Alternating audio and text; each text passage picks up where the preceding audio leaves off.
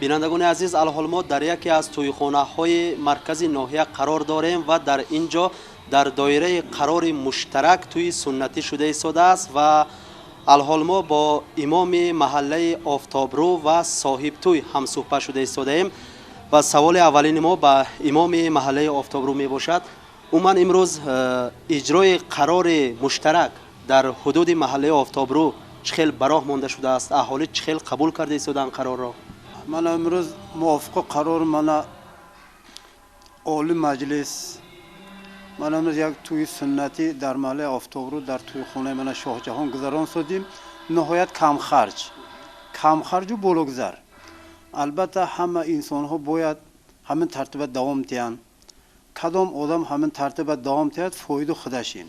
البته این برای زیست زندگانی من خلق بازم فراوان کردم. من حیات بازم نقصتر برای گذراندن اما عالی مجلس همون قرار قبول کرده. من خلق پیشکش کردن.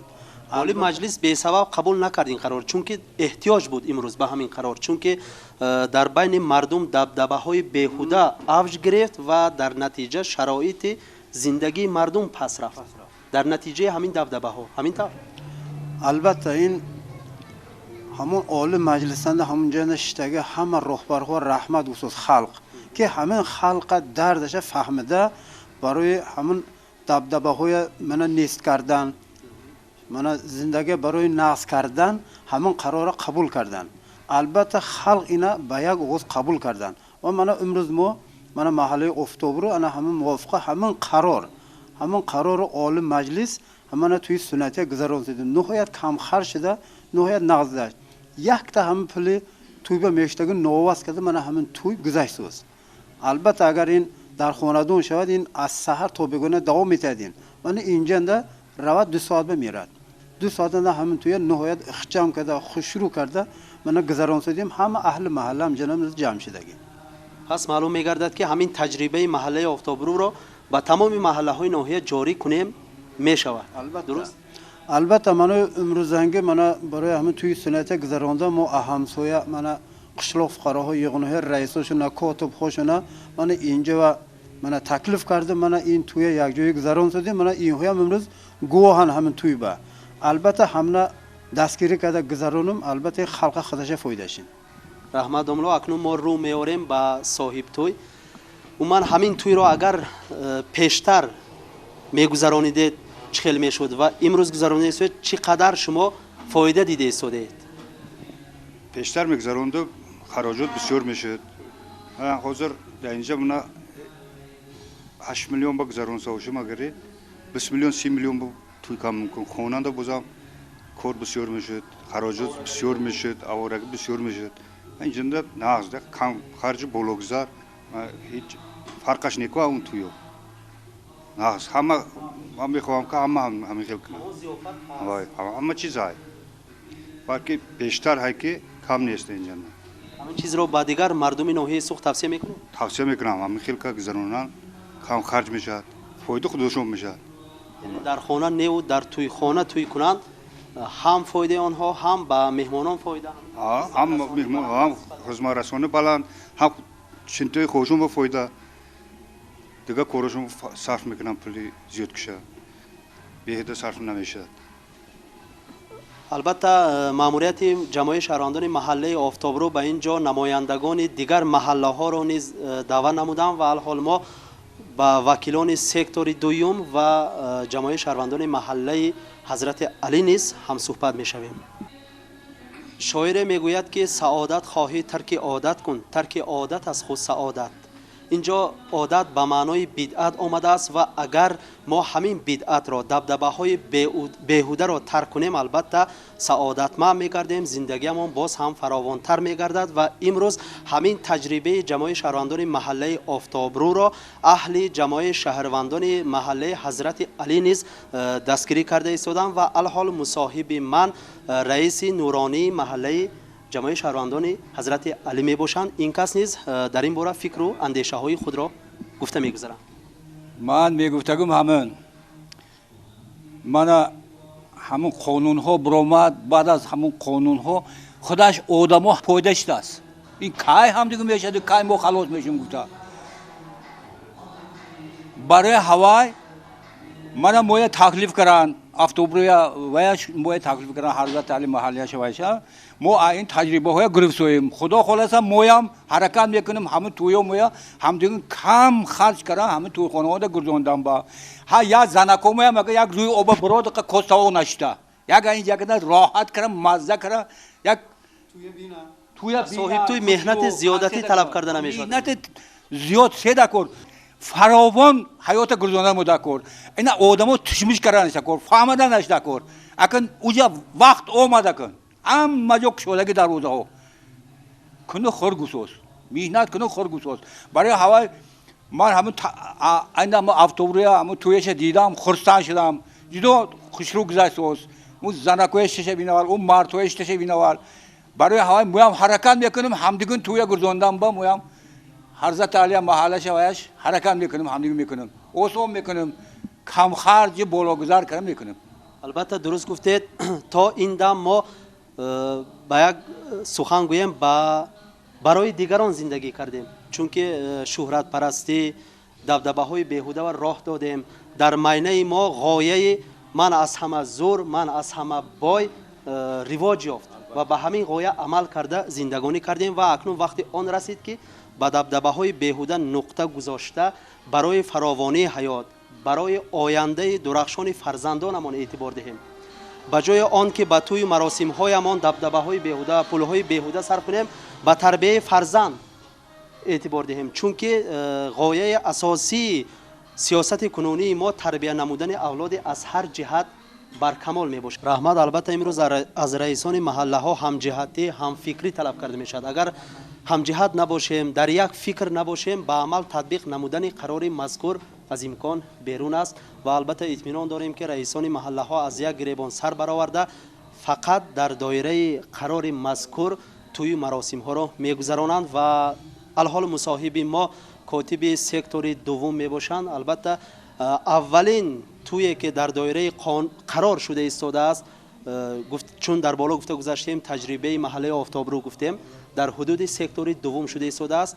و به واسطه ماموریت سکتور نیز به این وابستگی قوی دارد و الحال فکری اون کس را نیز میشنویم. O'zbekiston Respublikasi Prezidentining 24-yanvar kungi O'zbekiston fuqarolariga qilingan murojaatnomasida ham ko'rsatib o'tildi. Ya'ni obod mahalla, tinch mahalla. Obod mahalla bo'lish uchun avvalo odamlar o'zi to'q oilasida tinch totuv bo'lsa, keyin mahalla tinch totuv bo'ladi. Vatan ostonadan, ya'ni oiladan boshlanadi. Har bitta fuqaromiz o'zimiz kelajagimiz uchun behuda sarf chiqimlarni qilmasdan farzandlarimizni kelajagi uchun sharoit yaratib bersak, bu farzandlarning baxti hisoblanadi. Bularning hammasi prezidentimizning qarori hamda normativ hujjatlarda ko'rsatib o'tilgan. Boshqa mahallalar ham shu kabi to'ylarni o'tkazsa, fuqarolarimizning manfaatiga yaxshi bo'ladi hamda kelajakda baxtli oila,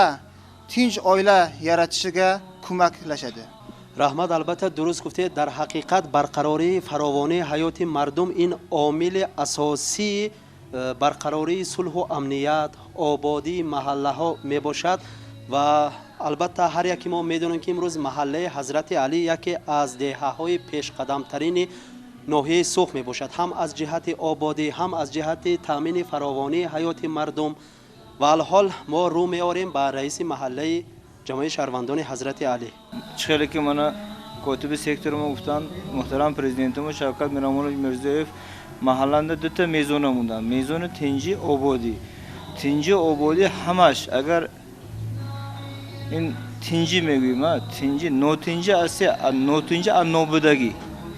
آدم نوبوده باشد همونجا نو تنجی میشد. دو سال باز هم محترم پرزیدنتم شوکت مرزیف هم مسئله میبردارن که توی سرام رسو از میور گذشتگی اسرافچیlik همه خیلی چیزا وای میکنم گفته اون کسا من دیر دیدن شما من خودم یک رئیس محله همچون دپوتات محله همون فکر و من جهان بینی شما علم شما من خودم تن دادم که جنایت کلیپ çıkışını organaylik گفته گپ زده بودم جنایت به جزا کردن نه جنایت کلیپ çıkışı به organaylik پیدایش جنایت ام محترم پرزیدنتمو ده همه توی مراسممو دیده تونستن هایو 3 سال پیش دیده تونستن 3 سال پیش پیدایش جنایت اساسی همه میزونش ریشش فوندامنتش توی مراسم های ما بدنم دیده تونستن همش دیده تونستن من هم یک تا مثال گرم من توی میکدگی پیشین حالتو میگیرم من توی میکدگی باشم اول من خونم جوبجو میکردم راسیه میرفتم کار کردم ما خونم جوبجو میکردم ریمو میکردم خونه در همش میکردم لیکن پول نمیموند ادو درام ایار دوستام خیش تورم قرض گرفتن لیکن من توی من میکردم توی من بدست کردن نکنم قرض داده آدم میومد کو من بعد کجا میرفتم مجبور من یا ایرکوسپا یا اولیاوسپا برای همون مرد کار کردن قرض همنا کندن هم توی مراسم مردم زمانم کوته نشد گفته همون کردای کارم قرضش دادم میبرفتم من اگه قرض دادم به روسیه برفتم خانم من 5 تا فرزندم از نظر پدر دیر شد اونجا نمیشه تربیت نمیشد ترتیب انتظام نمیشد اویلاندا من پیش من خودم مثلا گفتم توی که 25 میلیون 30 میلیون پول برفتگی همون گفته شما خونم ریمون کردی برای خود نشانتی قرض گرفتگی دو روز توی یوم یه روز کشش میشه دیم روز نمونه میکردم 3 روز مصافحه چقام میکردم 4 روز اون سهرنده اوش نهار میدادم من این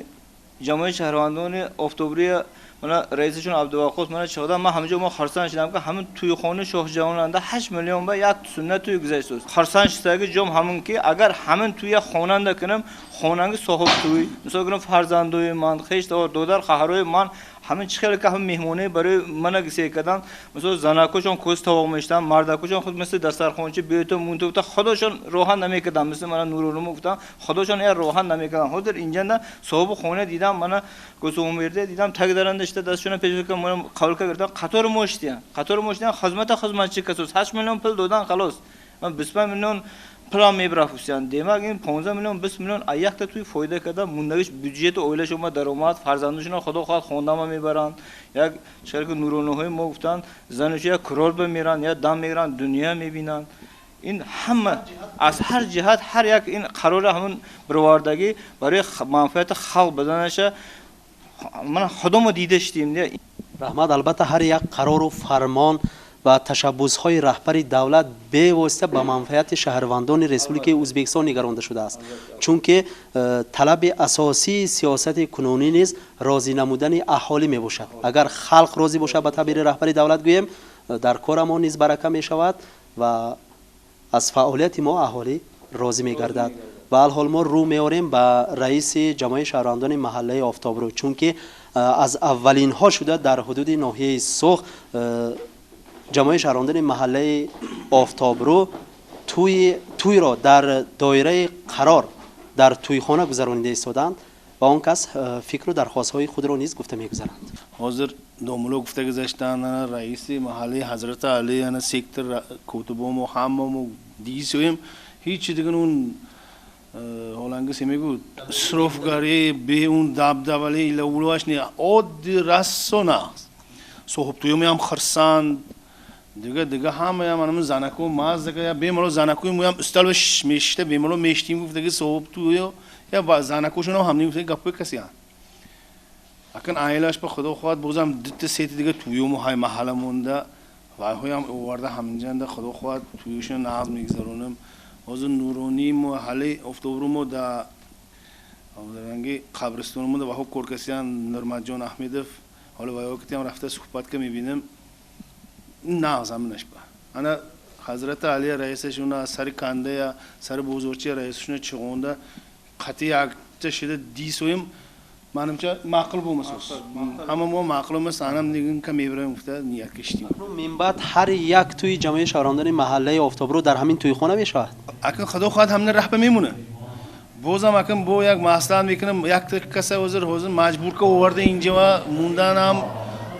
سال مشکل تر میشه نیکم اگر وای اودام همون گپ رئیسی حضرت علی گفتگو و گپ سیکتر کوتب گفتگو معقل شوانه ناس چقدر روی که بینن اگر فایده میکنه حاضر حالی اینها گفتن که 20 میلیون 25 میلیون گفتن نه 20 میلیون 25 میلیون نمیبره 5 میلیون زود پول میبره این حقیقت صبح توی آورده 8 میلیون دادن اما نیم ساعت پیش اومد شتن انا